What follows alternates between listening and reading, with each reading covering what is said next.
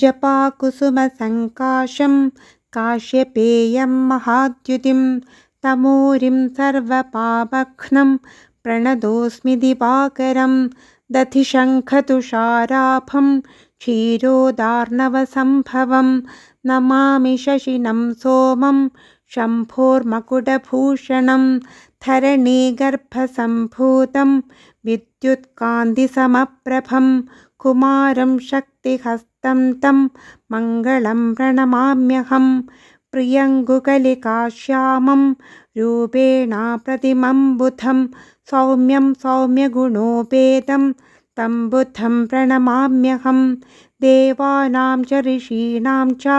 गुरुं काञ्चनसन्निभं बुद्धिभूतं त्रिलोकेशं तं नमामि बृहस्पतिं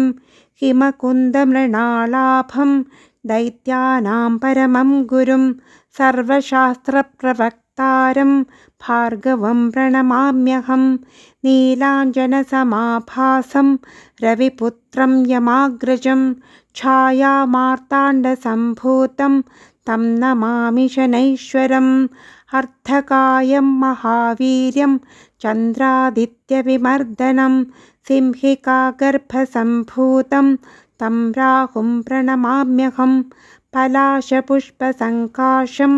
तारकाग्रहमस्तकं रौद्रं रौद्रात्मकं घोरं तं केतुं प्रणमाम्यहं नमः सूर्याय सोमाय मङ्गलाय बुधाय च गुरुशुक्रशनिभ्यश्च राहवे केतवे नमः